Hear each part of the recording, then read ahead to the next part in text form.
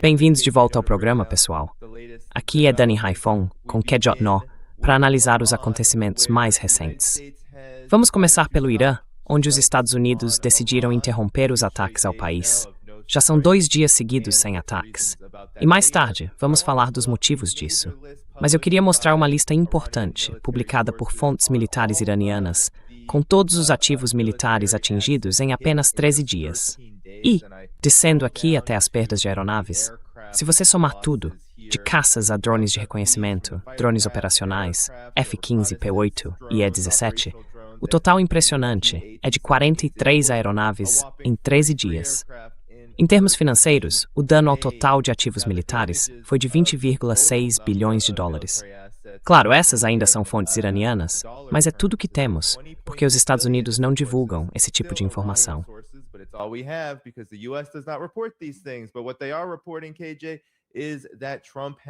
Mas o que estão noticiando, Keija, é que Trump engavetou planos para uma grande escalada na guerra contra o Irã. Segundo eles, tanto o chefe do Estado-Maior, Dan Kane, quanto J.D. Vance disseram que os interceptadores Patriot estão quase esgotados e que uma escalada basicamente os reduziria a zero. E outra reportagem disse que, ao que tudo indica, as forças dos Estados Unidos estavam permitindo que mísseis atingissem bases americanas porque o CENTCOM estava tão preocupado com os interceptadores Patriot e as defesas aéreas. KJ, isso é uma notícia enorme. Muita gente disse que isso foi um grande taco de Trump. O que você acha do que aconteceu nas últimas 24 horas e do que isso diz sobre esta guerra e sobre a situação geopolítica de forma mais ampla?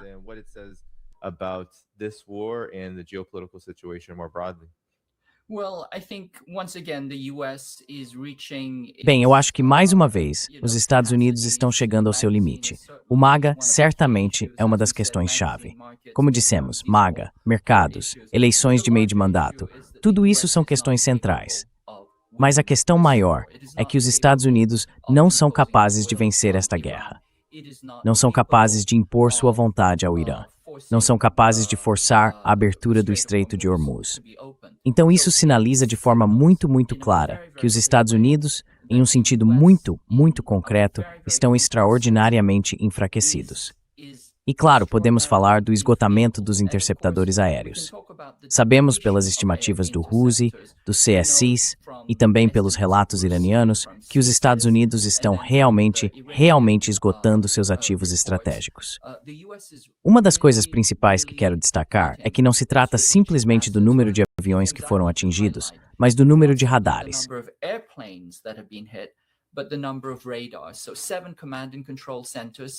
Então, 7 centros de comando e controle, 3 sistemas de comunicação por satélite, 6 radares de defesa aérea Patriot, 3 radares de vigilância e monitoramento aéreo e marítimo, 8 sistemas de radar de alerta antecipado, 7 radares de defesa contra mísseis aéreos, 3 sistemas de radar ANTPY, 2 radares ANTPS-117, 5 radares de longo alcance, 2 radares de defesa aérea e um complexo tático de radar. O que isso significa, essencialmente, é que o Irã está cegando os Estados Unidos. E como eu disse antes, você entra numa luta, alguém te atinge, sua retina se descola, você não consegue lutar. E eu realmente acho que isso está deixando isso muito claro para os Estados Unidos. Acho que a outra coisa que precisamos analisar é, o plano de batalha original contra o Irã também era o plano de batalha contra a China.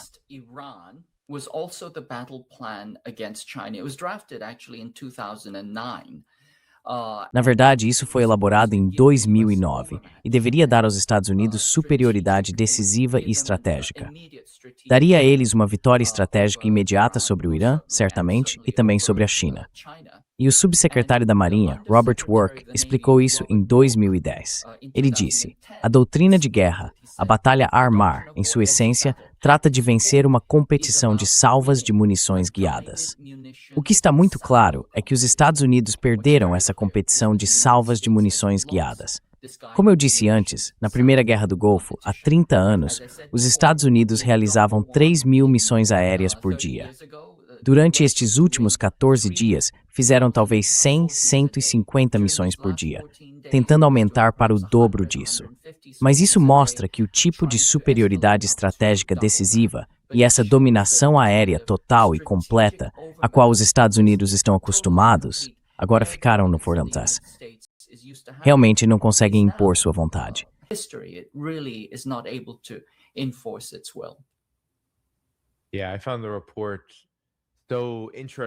Eu achei muito interessante a reportagem da NBC News de que o Pentágono estaria permitindo, segundo eles, que o Irã atingisse bases dos Estados Unidos só para preservar essas defesas aéreas. E sem os radares, essas defesas aéreas se tornam praticamente inúteis. Mas ainda assim, isso está sendo apresentado como uma pausa temporária, KJ.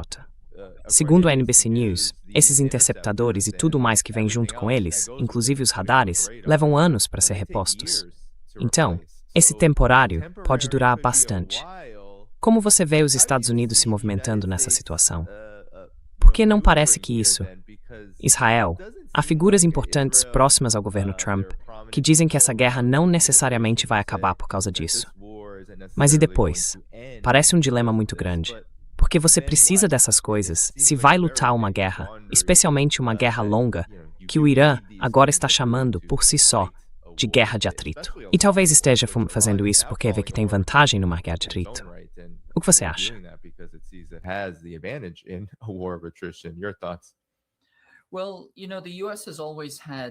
Bem, você sabe, os Estados Unidos sempre tiveram 3 opções, e nenhuma delas é boa. A primeira são as bombas. Esta é a guerra de bombardeio. É o que Robert Work chamou de vencer uma competição de salvas de munições guiadas. Os Estados Unidos parecem ter perdido essa competição. Certamente não têm domínio aéreo, não conseguem impor sua vontade nessa disputa à distância. Também têm a capacidade de colocar tropas em terra. Como já dissemos antes, isso seria um ato de loucura. Qualquer coisa que os Estados Unidos façam em termos de tropas em terra, vamos esquecer o fato de que eles nem sequer têm as tropas ou a capacidade. Mas vamos imaginar que haja tropas em terra. Isso seria essencialmente uma zona de extermínio.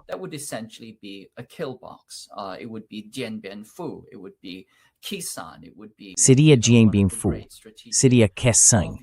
Seria, sabe, uma das grandes humilhações estratégicas, óbvias e visíveis da história da guerra.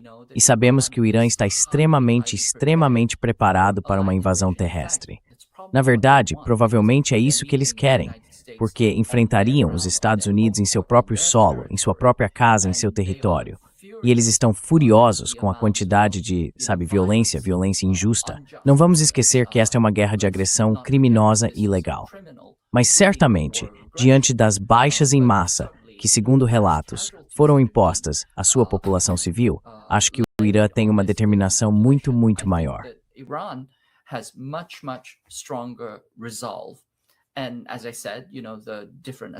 E como eu disse, há diferentes assimetrias. O Irã tem uma determinação mais forte, aprende mais rápido, tem uma simetria de custos, uma vantagem geográfica, uma vantagem estratégica, além de vantagem econômica e industrial, e assim por diante. Todas as vantagens estão do lado do Irã. Os Estados Unidos têm o potencial de bombas, tropas em solo e bloqueio. Nada disso está funcionando. Então, o que vão fazer? Bem, claramente há tentativas de envolver e recrutar forças por procuração para travar parte da guerra, enquanto os Estados Unidos recalibram, se reorganizam e tentam reabastecer seu arsenal. Esse reabastecimento do arsenal vai levar muito tempo.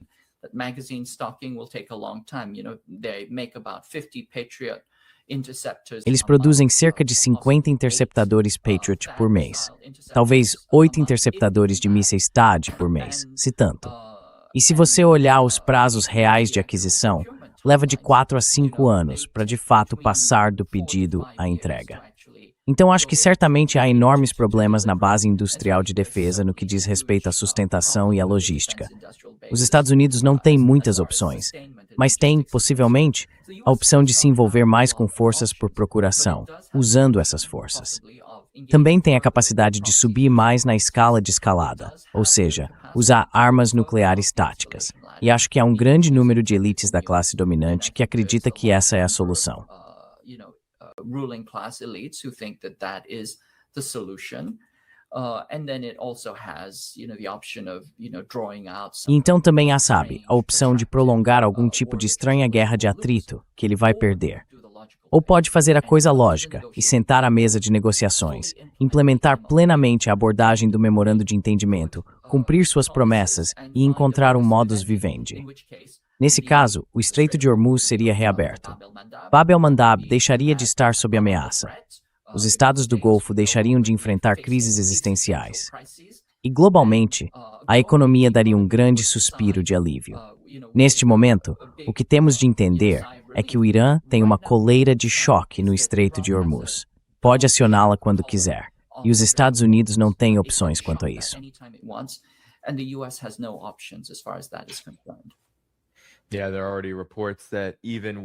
Sim, já há relatos de que mesmo com Omã e Irã aparentemente negociando algum tipo de acordo final para administrar conjuntamente o Estreito de Hormuz, do lado omanense, o chamado corredor pelo qual os Estados Unidos vinham fazendo navios passar.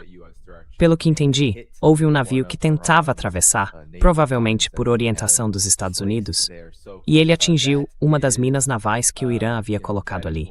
Então isso vai continuar, porque o Irã disse, de forma direta e clara, que nunca vai voltar atrás.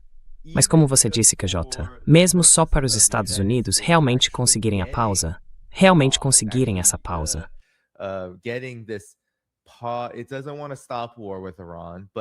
Não quer acabar com a guerra contra o Irã. Mas, se o Império dos Estados Unidos precisa recompor seus estoques, e isso leva anos, então vai precisar de uma pausa mais longa do que quanto era mesmo.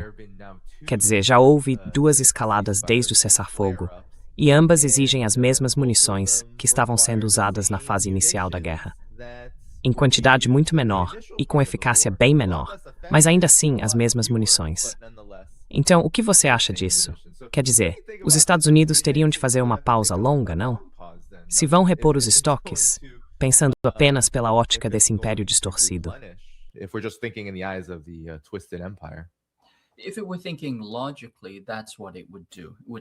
Se estivesse pensando de forma lógica, era isso que faria. Faria uma pausa muito, muito longa. E espero, essa pausa levaria a uma verdadeira autorreflexão, e o Império deixaria de travar guerras de agressão contra países que considera adequados para intimidar e dominar. Mas não acho que isso esteja no DNA da classe neoconservadora imperial que está no poder. Não consigo ver isso acontecendo. Embora, quem sabe, ainda não descarto nada. Certamente espero que Estados Unidos reduzam a escalada e negociem uma solução diplomática significativa. Mas acho que o ponto central a entender é o seguinte. Usando a analogia de um jogo de xadrez, no xadrez, em geral, você quer controlar o centro. In chess, generally, you want to control the center. Once you control the center, you occupy the center, you threaten the center. Quando você controla o centro, ocupa o centro, ameaça o centro, então essencialmente o jogo já está decidido. É muito, muito difícil reverter isso, a menos que você tenha alguma jogada extraordinária, o que é altamente improvável. Certo? O Irã controla o centro, controla o Estreito de Hormuz. E houve essa troca de golpes, em que essencialmente você só vai perdendo peças. E em certo ponto, você perde tantas peças que não consegue continuar. Tem que abandonar o jogo. E acho que os Estados Unidos deveriam abandonar o jogo. Chegou a esse ponto em que realmente precisam simplesmente recuar, voltar atrás e reparar os danos e buscar um modus vivendi. Lembrem-se, o Irã ainda não usou todos os seus recursos. Ainda há muito mais que ele poderia fazer. Houve ataques a centros de dados da Amazon.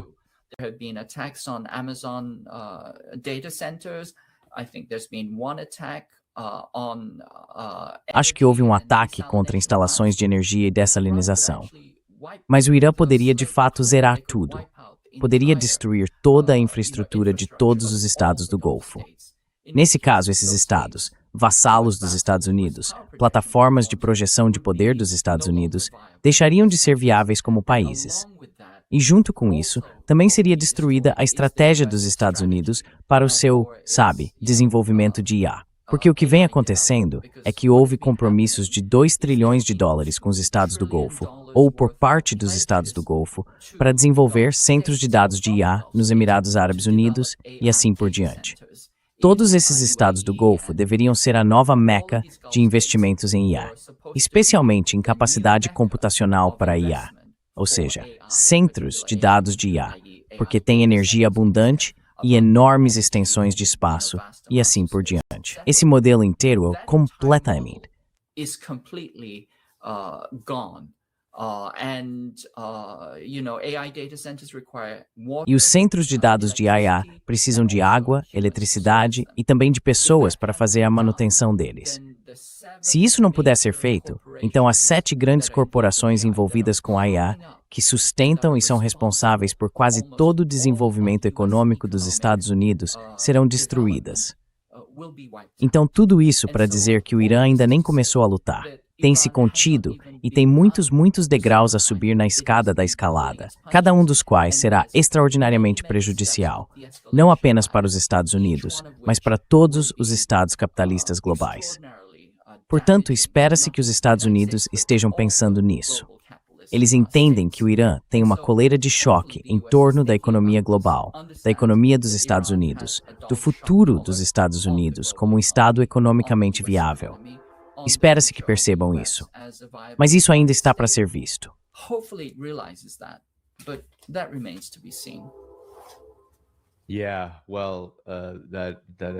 Bem, isso é 100% verdade.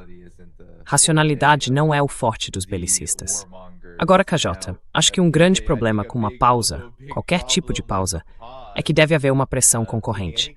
A pressão para preservar os estoques militares, as defesas aéreas e assim por diante. E a pressão sobre a economia, que vai aumentando, como você acabou de descrever, se isso escalar.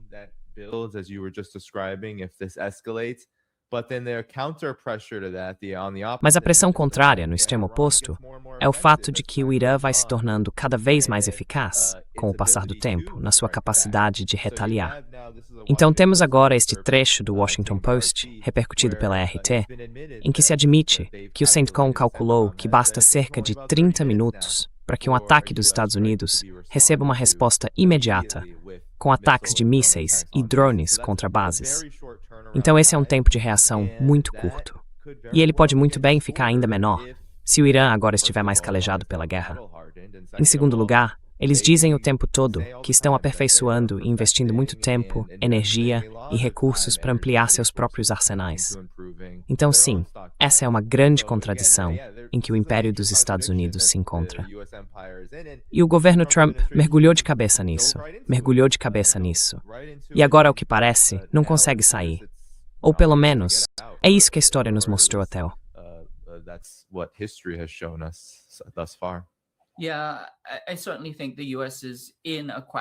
Sim, eu certamente acho que os Estados Unidos estão num atoleiro. Sabe, abraçaram o boneco de piche e realmente não sabem o que fazer. É um zug-zwang. Mas mais uma vez, como você destacou, observe a rapidez da resposta. Os ataques de contrabateria. De novo, observe como o Irã consegue cegar e atingir ativos estratégicos dos Estados Unidos. E os Estados Unidos não parecem conseguir fazer isso, porque se estivessem fazendo, mencionariam. Observe que, quando o Irã fala dos seus ataques, dá detalhes muito claros. Como eu disse, 37 radares, 6 caças, 12 tanques de armazenamento de combustível e assim por diante, hangares de drones MQ-9, centros de comando para plataformas lançadoras de mísseis HIMARS. É muito específico sobre o que está atingindo.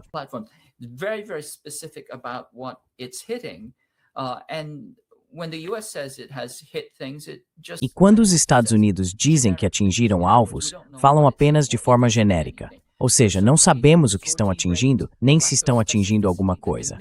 Mas certamente, a redução no ritmo das missões aéreas, a falta de especificidade e as respostas claras e focadas do Irã mostram que, na verdade, os Estados Unidos estão perdendo isso de uma forma muito grande. Mais uma vez, voltando à doutrina de combate, os Estados Unidos têm uma longa história de conquistar domínio aéreo imediato, depois bombardear países até que se submetam e, em seguida, enviar os militares para fazer a limpeza. Isso funciona quando se lida com países muito pobres que não têm forças armadas de verdade. E vimos isso, por exemplo, no Afeganistão.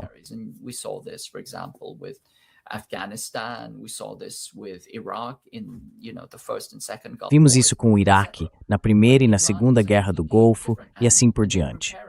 Mas o Irã é um caso completamente diferente. E eles vêm se preparando para essa luta há 3 décadas. e mostraram que suas estratégias e suas, assimetrias são diferentes. Literalmente imbatíveis. Pelo que eu consigo ver, não consigo enxergar uma estratégia vencedora para os Estados Unidos. Então os Estados estão numa posição muito, muito difícil. Também não têm as capacidades habituais que costumam ter. Ficaram gordos, flácidos e inúteis, porque por 2 décadas se concentraram em coin, ou contra-insurgência. O que essencialmente significa bombardear criadores de cabras do alto e depois dar a eles pequenos pacotes de consolação e bolas de futebol para compensar isso.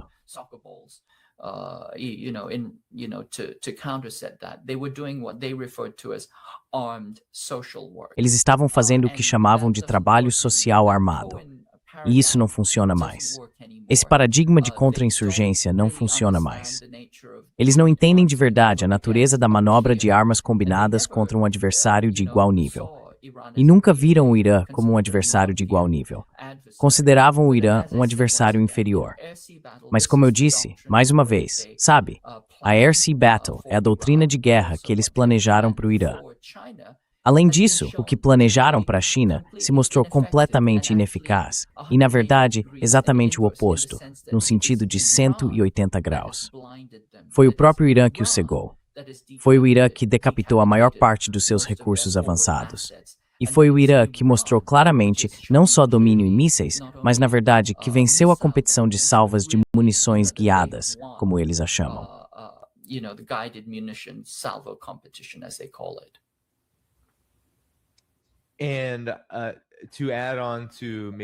E para talvez acrescentar a dor, KJ, à medida que entramos na situação mais ampla. Mas antes disso, você mencionou representantes indiretos mais cedo. O Irã tem, e acredito que esta tenha sido a parte menos noticiada desta guerra, ao longo de todo o conflito, desde 28 de fevereiro, mas especialmente desde o período do Memorando de Entendimento, realizado ataques preventivos contra essas chamadas forças kurdas envolvidas na fronteira iraquiana, em lugares como Erbil, onde os Estados Unidos vêm treinando forças para atuarem como representantes indiretos.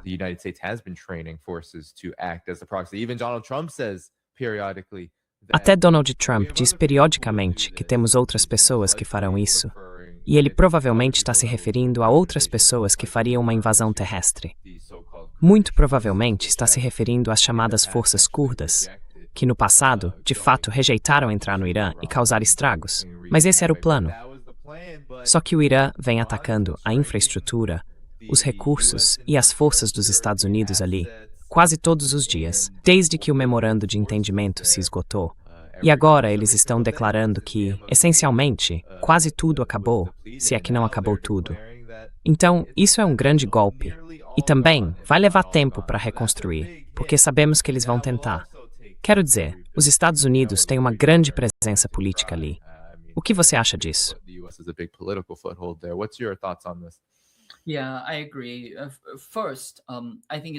Sim, eu concordo.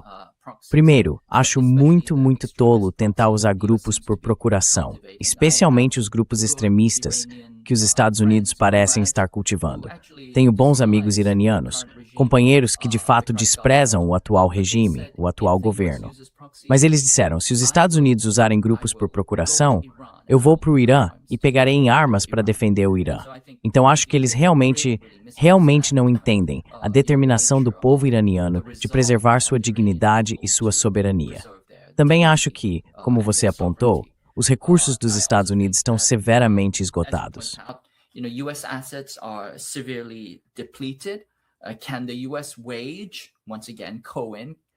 Os Estados Unidos podem travar, mais uma vez, esse tipo de guerra longa, prolongada, pequena e suja. Podem tentar. Quero dizer, esse tem sido o modus operandi deles desde que perderam a Guerra da Coreia. Por mais 2 décadas, os Estados Unidos travaram guerras sujas a partir de Myanmar, usando os retardatários e os remanescentes do Kuomintang, e também dentro da própria China, usando tibetanos e outros grupos. Então os Estados Unidos têm uma longa história de fazer isso. Será que terão sucesso? Eu não acho. Acho que terão cada vez menos sucesso, porque à medida que os Estados Unidos perdem poder de modo geral, até mesmo os aliados por procuração vão entender que realmente não é do interesse deles se envolver numa causa perdida. in a losing proposition. Once again, the US is used to having. Mais uma vez, os Estados Unidos estão acostumados a ter domínio, um domínio fácil. É como se os Estados Unidos tivessem campos de golfe por todos os lados. Em cerca de metade de suas principais bases militares, há mais de 230 campos de golfe. Você vai até o gramado e pega o seu putter, ou o seu fel 5, ou seja lá o que for. Aí, simplesmente dá uma tacada e manda a bola para esse campo aberto. E então se sente bem consigo mesmo. É assim que os Estados Unidos se acostumaram a fazer guerra. Não percebem que não podem mais fazer isso. Estão no meio do matagal. E o cenário é completamente diferente. Eles não estão mais no Kansas.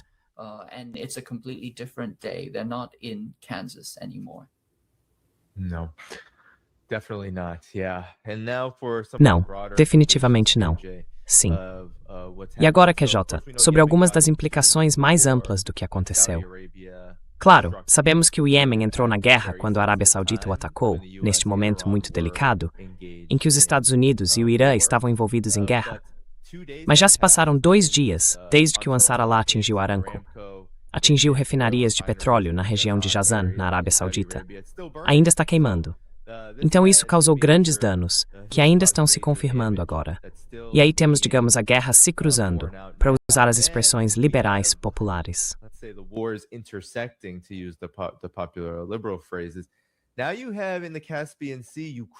Agora, no Mar Cáspio, a Ucrânia atacou uma embarcação iraniana e matou um marinheiro. O Irã afirma que já notificou a Rússia e a União Europeia sobre isso e sobre a possibilidade de retaliar. E isso é realmente bastante notável. O Irã diz que foi Israel quem provocou isso. Diz que Israel quer continuar a guerra. Então por que não tentar envolver o Irã na situação da Ucrânia? É muito estranho. Gostaria de saber quais são as suas reações a isso. Sabe, todas essas guerras estão conectadas, QJ. E agora elas estão, literalmente, transbordando umas para as outras.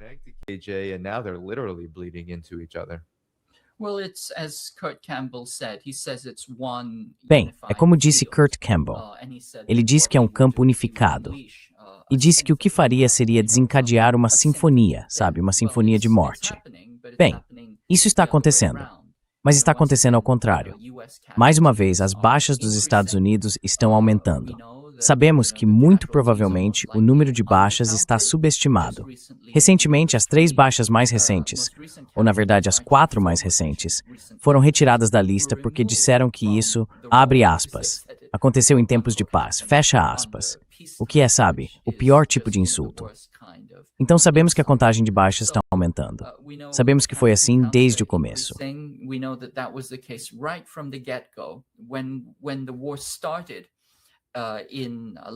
Quando a guerra começou, no fim de fevereiro, a base da Força Aérea de Dover estava recrutando especialistas em pertences pessoais, ou seja, pessoas cujo trabalho é limpar, fotografar e enviar pelo correio os pertences pessoais de soldados mortos. Sabe, eles estavam recrutando novos funcionários com urgência para isso. Então sabemos que há baixas significativas. E também, sabe, a base aérea de Ramstein mudou todo o seu serviço. Ela eliminou, quer dizer, fechou sua maternidade porque antecipava baixas em massa com as quais teria de lidar. Então todas essas coisas dão sinais. Sabe, as taxas de baixas são muito mais altas do que as que são de fato divulgadas. E isso também sinaliza, sabe, mais uma vez, que os Estados Unidos estão nessa batalha que estão perdendo.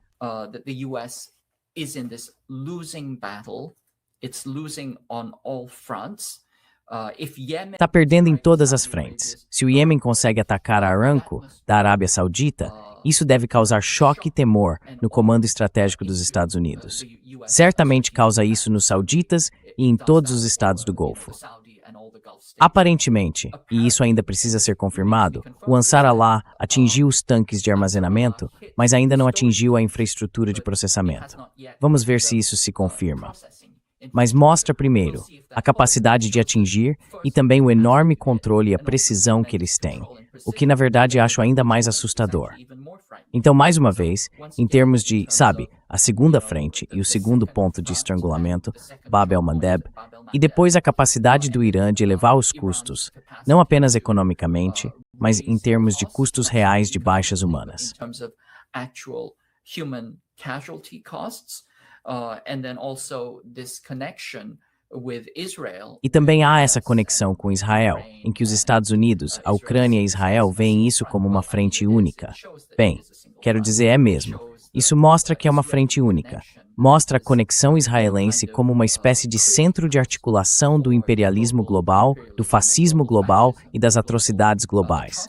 Mostra como Israel está facilitando tudo isso. Então não é uma surpresa.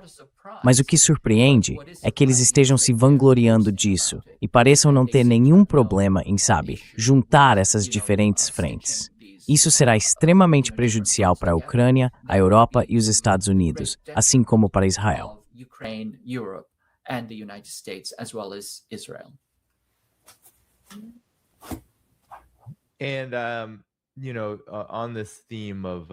E sabe, sobre essa questão de essas guerras meio que se misturarem, houve muitos relatos.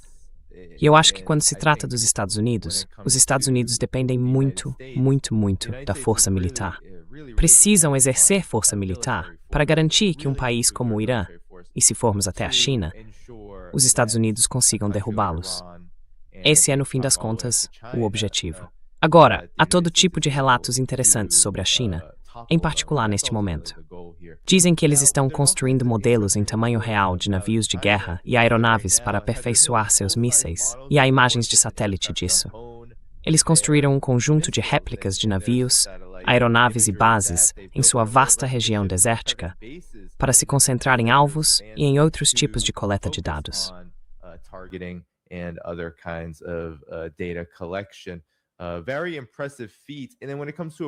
Um feito muito impressionante. E quando se trata do Irã, quero destacar essa questão da inovação, inclusive da inovação militar. O Wall Street Journal informou que um dos mísseis mais baratos do Irã, o Kiber Shikan, foi adaptado e modificado para conseguir escapar das defesas aéreas, com diferentes velocidades e trajetórias de voo, além de drones, acoplados aos seus lançamentos. Isso tornou muito difícil interceptar até mesmo esses modelos mais baratos. Não sabemos o custo exato, mas o Wall Street Journal diz que é uma fração do custo desses sistemas de defesa de milhões de dólares, de 3, 4 milhões de dólares, nos quais os Estados Unidos vêm desperdiçando dinheiro.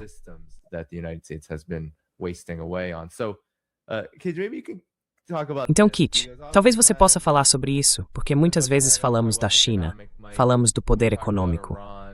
Quando falamos do Irã, sim, estamos falando dos militares, certo? Mas não falamos tanto sobre adaptação, sobre a capacidade de manobra, sobre a capacidade de mudar quando as condições mudam. Acho que estamos vendo isso ser demonstrado repetidamente. Esses países estão fazendo as mudanças necessárias para se preparar, ou literalmente, no caso do Irã, para lutar a guerra que está diante deles.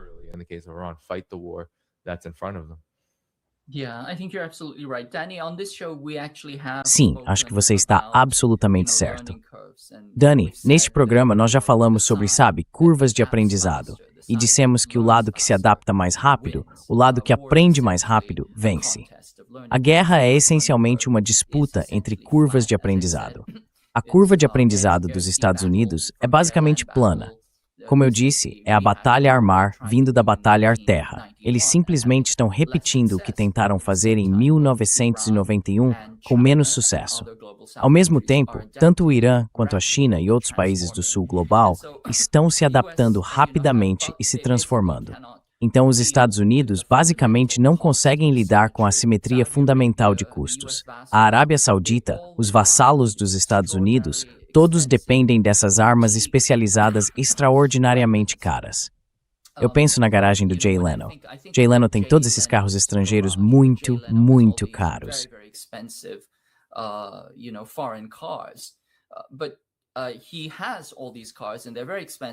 Mas ele tem todos esses carros, e eles são muito caros e muito impressionantes. Mas Jay Leno não vai ganhar uma competição de direção tão cedo, apesar de sua coleção cara de carros. E a Arábia Saudita é a mesma coisa. Tem um dos maiores orçamentos militares, mas claramente não consegue vencer. Mesmo com armamentos avançados, mesmo com mercenários, não consegue derrotar uma das forças militares mais pobres do mundo, o Ansar Allah. Mais uma vez, isso mostra o fracasso da batalha ar-mar. E eles também estão se adaptando e aprendendo rapidamente. A China está se adaptando, aprendendo rapidamente.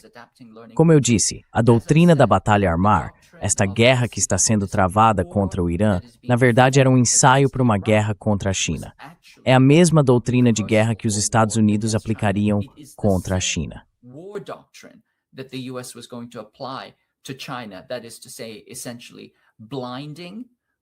Ou seja, essencialmente cegando o país, eliminando todas as suas capacidades de reconhecimento, decapitando sua liderança e depois impondo um bloqueio longo e punitivo. Tudo isso se mostrou um fracasso em todos os aspectos. E o Irã está em vantagem. E a China, se houver uma guerra, algo para o qual os Estados Unidos parecem estar se preparando continuamente contra a China, responderá em uma escala muito maior e com muito mais poder do que o Irã respondeu. Então, mais uma vez, a gente esperaria que a elite dirigente entendesse os fatos no terreno. Mas não parece ser o caso. Eles parecem estar, acima de tudo, não apenas lutando contra a realidade, mas contra a própria razão e a racionalidade.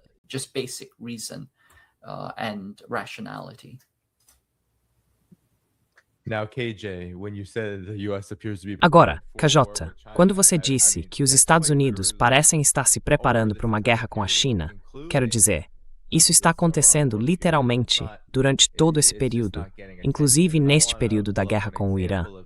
Só que não está recebendo atenção. E eu quero mostrar um exemplo disso para você comentar. Deixa eu tirar este anúncio da tela. Segundo a CNN, e houve reportagens sobre isso na última semana, a partir de 21 de julho, foram registrados vários casos de as Filipinas levarem seus navios militares para áreas disputadas do Mar do Sul da China, Henai-Jiao e a região ao redor dela, o Baixo de Thomas, neste caso, onde houve confrontos. A China disparou um canhão de água. Pelo que entendi, a CNN estava a bordo disso. Ou seja, lá o que isso supostamente significa e qual é a importância disso.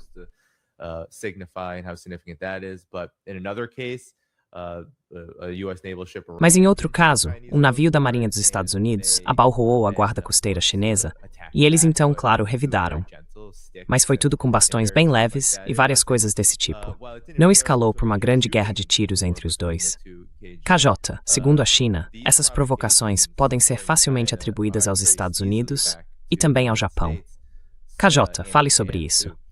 Essas provocações estão acontecendo, e os Estados Unidos também estão fazendo comentários a respeito, mostrando que dão total apoio diplomático e político às Filipinas. O que está acontecendo aqui? E como é que durante a guerra contra o Irã, com o segundo atoleiro na Ucrânia, os Estados Unidos estão investindo recursos, tempo e recursos militares em mais um conflito por procuração? E desta vez, aparentemente, com as Filipinas. Uma escolha também muito interessante. Quais são as suas considerações sobre isso?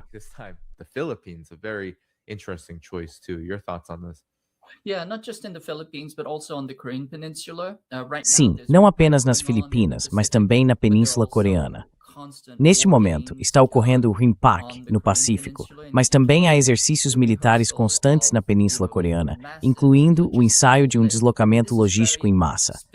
Quero dizer, isso é uma preparação para a guerra muito específica e concreta.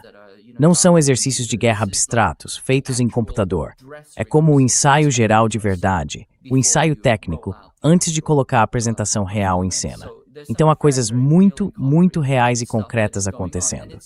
E é espantoso porque, mesmo enquanto os Estados Unidos travam essencialmente uma guerra em larga escala, ou quase em larga escala, contra o Irã, eles estão, na verdade, esgotando e deslocando enormes quantidades de transporte aéreo, material, tropas e munição real no Irã, por exemplo, e na Península Coreana.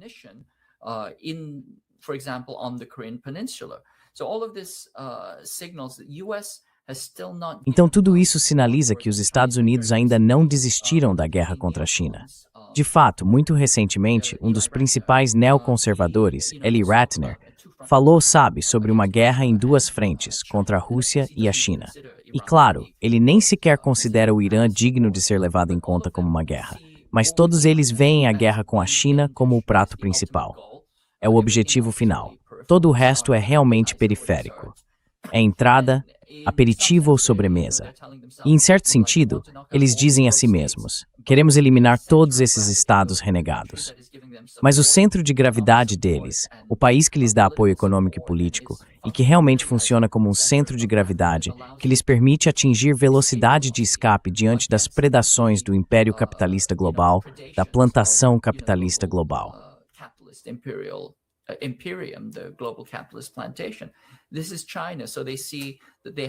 Isto é a China. Então eles veem que precisam, entre aspas, ir lá e atacar a cabeça da cobra. Tudo isso está acontecendo neste momento. Como eu disse, não é para ser redundante, mas é uma loucura absoluta. Porque se eles não conseguem vencer uma porra de uma batalha contra o Ansar Allah ou contra o Irã, não há como terem sucesso contra a China. Mas isso não os detém. Essa é a falácia do urso pardo. Os 6% da população dos Estados Unidos que acreditam que podem lutar contra um urso pardo com as próprias mãos e derrotá-lo. Vamos entrar um pouco na história e na geopolítica do Mar do Sul da China. O Mar do Sul da China é cercado pela China, incluindo a província de Taiwan, além do Vietnã, das Filipinas, da Malásia, de Brunei e da Indonésia.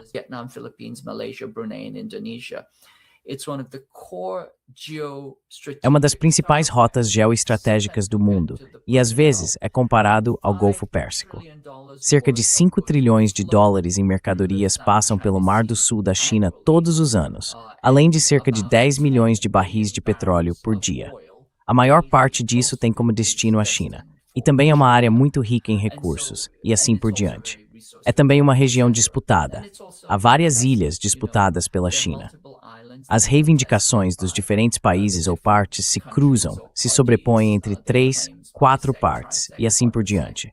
Todos os países construíram instalações militarizadas em ilhas no Mar do Sul da China, mas só a China é criticada por isso. Agora, a questão central é: a quem pertencem essas ilhas? Recifes, bancos de areia e assim por diante.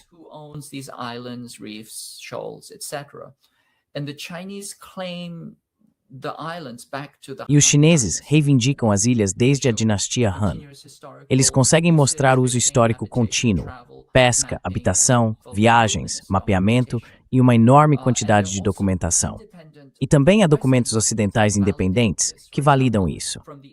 Por exemplo, dos anos 1870 até por volta dos anos 1970, existe uma vasta quantidade de documentos oficiais dos governos britânico e francês, além de decisões judiciais e assim por diante, que corroboram a soberania chinesa e assim por diante. Mas as Filipinas agora alegam que, aquela região é delas. Alegam que era terra nullius e que, a compraram por $1 de um aventureiro que a vendeu para elas.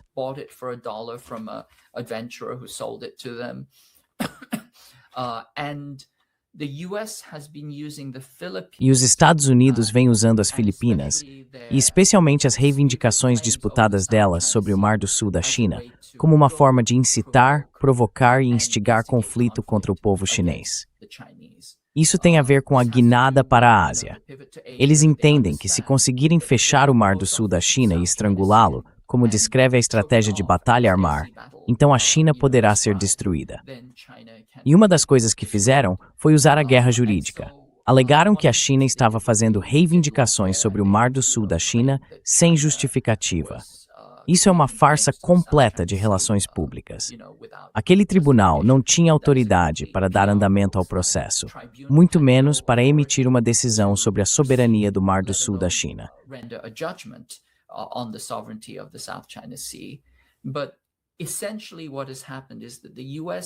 Mas essencialmente o que aconteceu foi que os Estados Unidos estão usando as Filipinas como procuradora no Mar do Sul da China, assim como usam o Japão e a Coreia no Mar do Leste. E os Estados Unidos têm 9 bases. Tem uma das maiores bases navais de operações avançadas. É a Baía de Subic. Ela é o maior centro logístico de fabricação de armas do mundo para as forças militares dos Estados Unidos. E os Estados Unidos estão constantemente partindo para cima da China para ver se conseguem provocar uma falta. Aí usariam isso como um casus belli e escalariam ainda mais. Então a China tem sido muito cautelosa. Nunca usou força militar. No máximo, lança jatos d'água contra os filipinos. against the Filipinos. More recently, apparently, they hit. Mais recentemente, aparentemente, eles atingiram alguns filipinos com um canhão de água. Então eles estão realmente tentando impedir que as coisas escalem ainda mais. Mas os Estados Unidos certamente querem algum tipo de conflito cinético. Se houver um conflito cinético envolvendo as Filipinas, os Estados Unidos vão alegar, entre aspas, que são aliados de defesa mútua. E essa será a justificativa para escalar por uma guerra cinética. E eles planejaram tudo, em detalhes minuciosos, intrincados e exaustivamente ensaiados, na Península Coreana, no Mar do Leste, perto do Japão, e depois ao longo da província de Taiwan e de toda a primeira cadeia de ilhas, avançando até o Mar do Sul da China.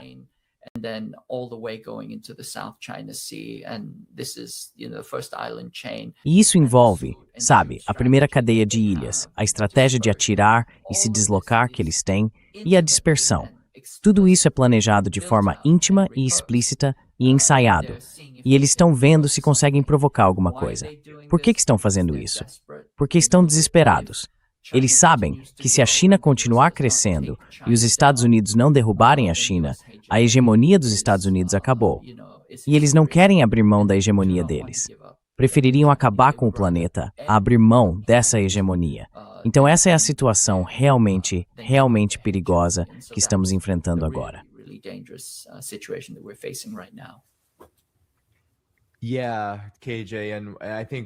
Sim, KJ. E acho que uma coisa que as pessoas geralmente não entendem, quando olham para aquele mapa que eu mostrei do Mar do Sul da China, é que, essencialmente, se os Estados Unidos conseguirem o que querem e pressionarem para que as reivindicações da China sejam totalmente rejeitadas em favor das reivindicações, por assim dizer, desses outros países, que não são todas preto no branco. A Malásia reivindica isso em relação a esta ilha, em contraposição à China. Não é tudo preto no branco. Há muita zona cinzenta. Mas ainda assim, se a situação for levada nessa direção, isso equivale na prática a um bloqueio da China.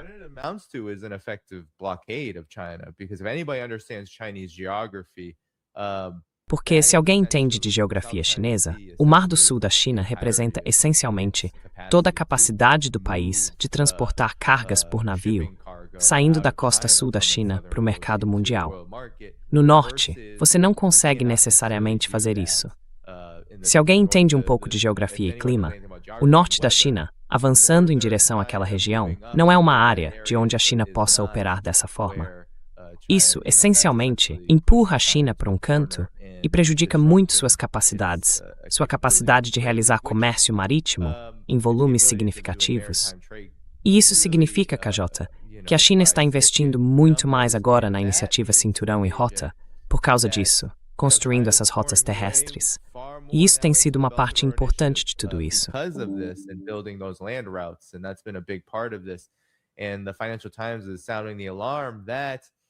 E o Financial Times está soando o alarme. Um recorde de 20,1 bilhões de dólares em financiamento para a energia verde foi um aumento recorde nos investimentos da iniciativa Cinturão e Rota por causa da guerra com o Irã. E o total de acordos da ICR subiu para um recorde de 126,3 bilhões de dólares no primeiro semestre de 2026, ao longo da guerra. Em grande parte porque a China está construindo esse tipo de Rota da Seda Verde com países parceiros da iniciativa Cinturão e Rota.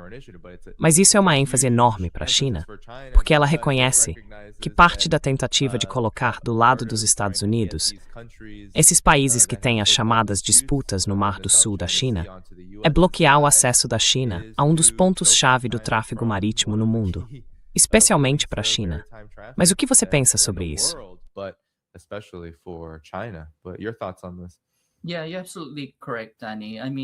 Sim, você está absolutamente correto, Dani. Quero dizer, o Mar do Sul da China, em particular o Estreito de Malaca, que é um dos pontos de entrada para o Mar do Sul da China, é provavelmente o ponto de estrangulamento mais importante do mundo. É ainda mais importante do que Bab el-Mandeb e o Estreito de Hormuz, simplesmente por causa do volume de tráfego envolvido. Então, como eu disse, o plano de guerra dos Estados Unidos se chama Batalha Aeronaval. Ele envolve uma decapitação em profundidade no interior da China, além de um bloqueio, o que eles chamam de bloqueio distante, que se refere a estrangular a China no Mar do Sul da China. Choking out China at the South China Sea. It's literally the carotid artery and the windpipe of É China. literalmente a artéria carótida e a traqueia. Agora, para contornar isso, a China, e lembrem-se, a estratégia de batalha ar-mar foi elaborada em 2009, 2010.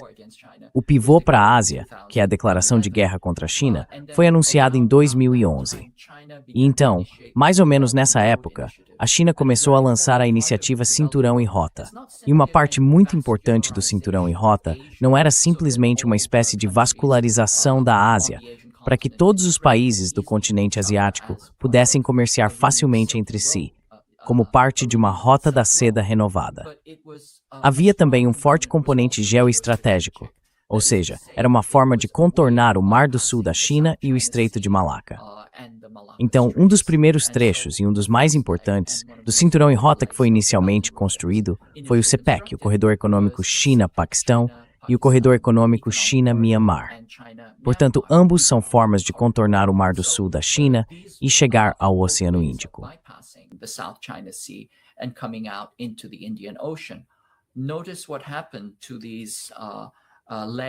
Observe o que aconteceu com esses ramais da iniciativa Cinturão e Rota. Essencialmente, todos foram atacados por ONGs financiadas pelos Estados Unidos, ou pior ainda, por grupos terroristas aliados dos Estados Unidos. Em particular, por exemplo, a Frente de Libertação do Baluchistão. Ela não só atacava e explodia partes do Corredor Econômico China-Paquistão, o CPEC, como também decapitava pessoas. Matavam professores chineses numa tentativa de espalhar puro terror para estrangular e impedir essa infraestrutura alternativa que a China tentava construir, a fim de evitar confronto e guerra no Mar do Sul da China. Então, a partir disso, dá para ver quão profundos e determinados são os planos dos Estados Unidos de sufocar a China. Não apenas pelo mar, mas também por terra.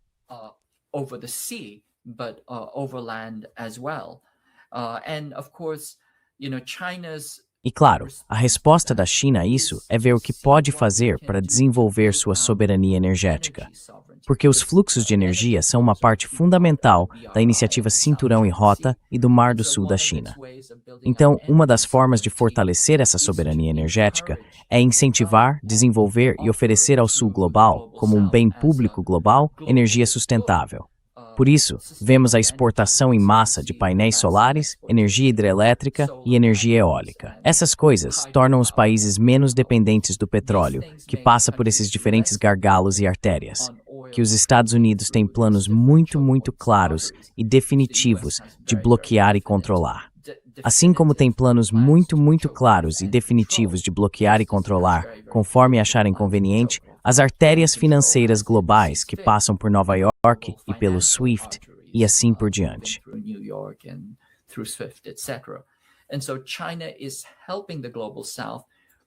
E assim, a China está ajudando o Sul global a recuperar e reivindicar alguma medida de soberania, ao lhes permitir soberania energética e soberania financeira, por meio de mecanismos alternativos de liquidação e compensação. Sabe? Mas tudo isso é um processo longo e lento. E nesse meio tempo, dá para ver que os Estados Unidos estão escalando continuamente rumo à guerra, travando continuamente tanto guerras abertas quanto pequenas guerras, guerras sujas, contra qualquer plano alternativo de desenvolvimento. Qualquer tentativa de escapar da plantation capitalista está, neste exato momento, sendo sabotada e atacada por intermediários, por quislings, por ditadores que travam guerras sujas e por quislings que apostaram suas fichas no império em declínio.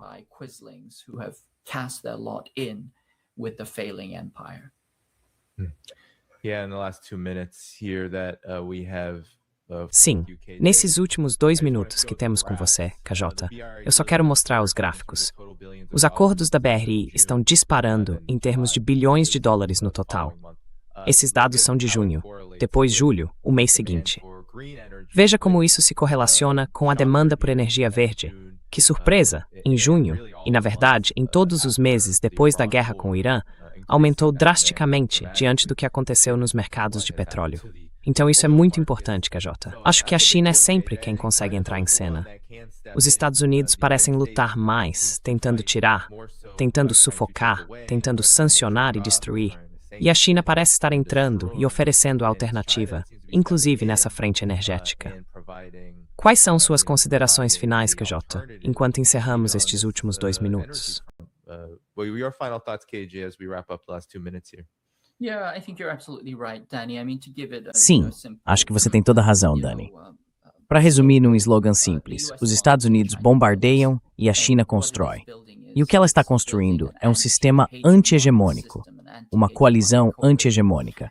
Ela está ampliando as possibilidades para que o Sul global escape da subjugação colonial capitalista ocidental. E isso está muito claramente ligado à expansão da energia verde, algo que, curiosamente, Donald Trump provavelmente é mais responsável por promover do que qualquer outro líder na história. O governo Biden estava dobrando a aposta nos hidrocarbonetos e era totalmente contra colaborar com a China para avançar e desenvolver energia sustentável. Mas Donald Trump, que de fato acredita que apesar de eles saberem que o aquecimento global, a catástrofe global, a catástrofe climática é uma questão real.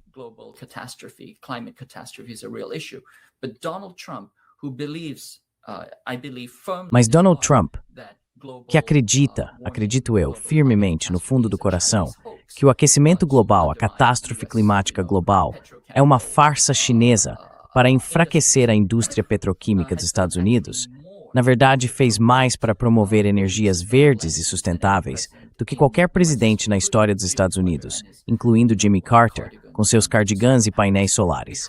Porque ao estrangular o Estreito de Hormuz, ele deixou muito claro que ninguém pode mais depender de hidrocarbonetos como fonte de energia. Como eu disse, a coleira de choque está posta, não pode ser retirada. E por causa disso, eles têm de diversificar para outras formas sustentáveis de energia. Então, mais uma vez, esta é a astúcia da razão de Hegel. Donald Trump está essencialmente fazendo a obra de Deus, descarbonizando o planeta, porque acha que vai destruir os aliados dos Estados Unidos ao sufocá-los num lugar que eles próprios não podem controlar.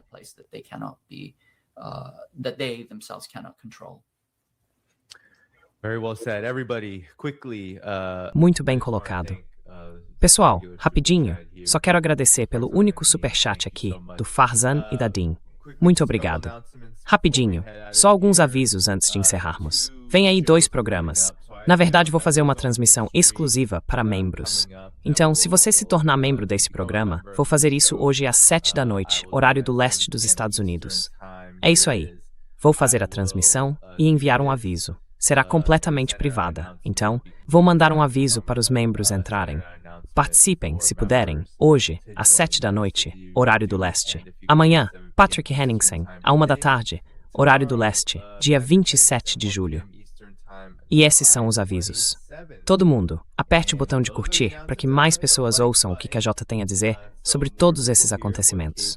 Vamos continuar acompanhando tudo isso. KJ, alguma palavra final para o público antes de eu apertar o botão de encerrar a transmissão?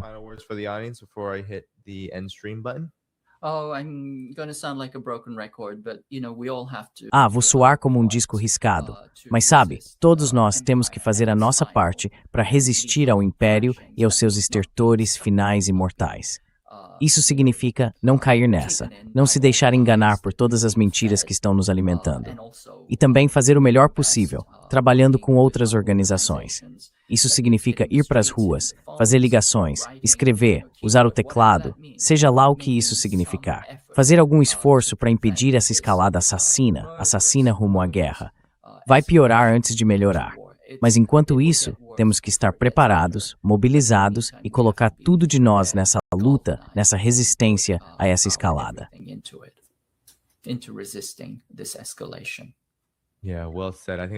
É isso aí, muito bem colocado. Acho que é um ótimo momento para encerrar.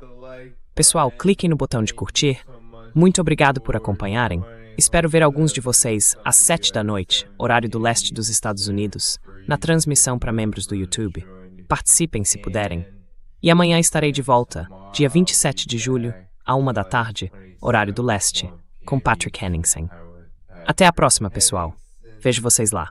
Tchau, tchau. Next time, everyone. See you then. Bye-bye.